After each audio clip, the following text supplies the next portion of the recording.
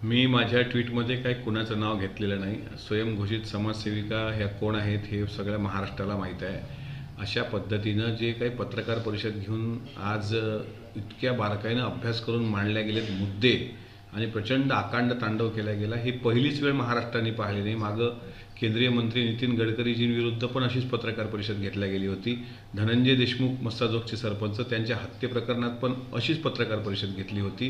त्याच्यानंतर संपदा मुंडे प्रकरणात अत्यंत मौन बाळगणारी व्यक्ती आज मात्र अचानक काल बावनकुळे साहेबांना भेटल्या आणि आज पत्रकार परिषद घेऊन ज्या पद्धतीनं त्यांनी आकांड तांडव केला, इतका जर स्पर्धा परीक्षेचा अभ्यास केला असता केंद्रीय लोकसेवा आयोगाचा, तर या देशाला एक अभ्यासू कलेक्टर मिळाला असता.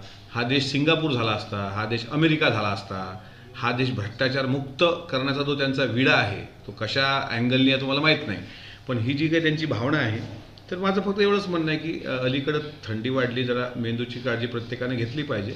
इतक्या पद्धतीचा आकांड तांडव अजितदादा आणि पार्थदादांबद्दल करून जाणीवपूर्वक बदनाम करण्याची जे काही कोणी आकाने त्यांना सांगितलं असेल, तो आका नेमका कोण हे आता शोधणं मला असं वाटते क्रमप्राप्त आहे.